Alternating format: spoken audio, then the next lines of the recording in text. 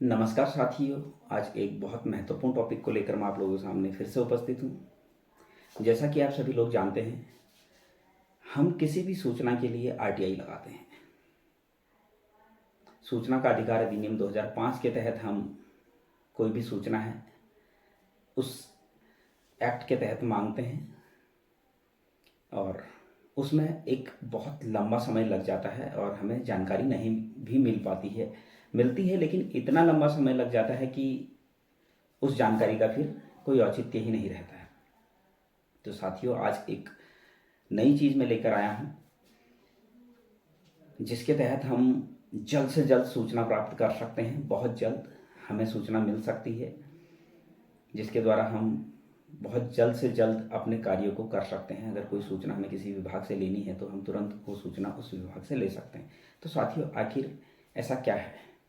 तो साथियों, भारतीय साक्ष्य अधिनियम की धारा 76 के तहत हम जो है बहुत जल्द सूचना प्राप्त कर सकते हैं। क्या है? भारतीय साक्ष्य अधिनियम की धारा 76 के तहत।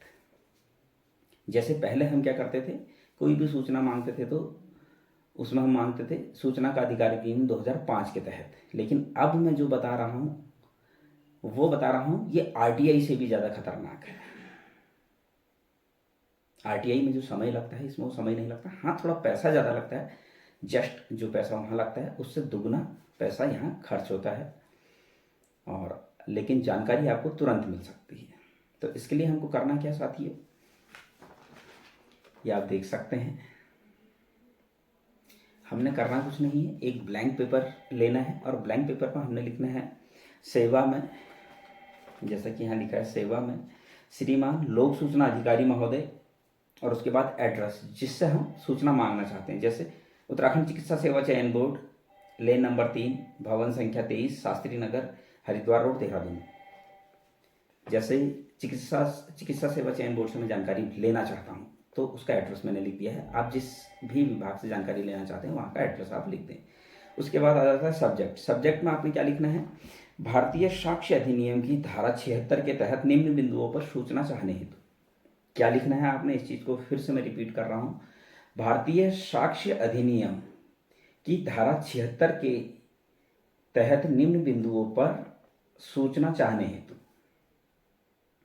ये हमने सब्जेक्ट डाल देना है, विषय डाल देना है। उसके बाद पॉइंट नंबर 1, पॉइंट नंबर 2, जितने पॉइंट पर भी आप जानकारी चाहते हैं वो पॉइंट आपने लिख देने हैं। उसके बाद यहाँ पर आप डेट डाल देंगे, यहाँ पर प्रार्थी का नाम, मोबाइल नंबर, एड्रेस और ऊपर सिग्नेचर अपने कर देंगे। तो साथियों, इस तरीके से अगर आरटीआई से आप मांग सकते हैं, उसमें पैसा कम खर्च होता है, लेकिन ये जो है भारतीय साक्ष्य अधिनियम की धारा 76 के तहत आपको जानकारी तुरंत मिलेगी। फिर से बता रहा हूं, भारतीय साक्ष्य अधिनियम की धारा 76 के तहत आपको जानकारी तुरंत मिलेगी। पैसा डबल खर्च होता है लेकिन जानकारी तुरंत मिल जाती है।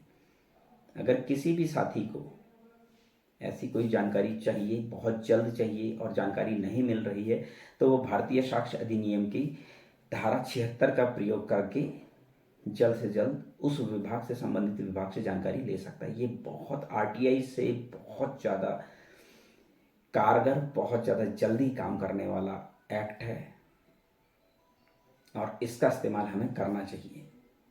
मुझे भी कुछ जानकारियाँ नहीं मिल रही थी, मैंने बहुत इधर उधर पता किया, एडवोकेटों से बात की, तब जाकर मुझे पता चला कि ऐसा भी कोई अधिनियम है जिसके तहत कि हमें तुरंत जानकारी मिल सकती है। तो साथियों, ये बहुत कारगर है और कहीं ना कहीं ये हमें हेल्प करेगा। और मैं आप लोगों से एक ही निवेदन करना चाहता हूँ कि इस वीडियो को आप ज़्यादा से ज़्यादा शेयर करें, ताकि सही हो सकता है कि हमें इसकी इतनी ज़रूरत ना हो, लेकिन किसी न किसी ज़रूरतमंद को इसकी बहुत ज़्यादा ज़रूरत हो तो उसकी हेल्प हो सकती है।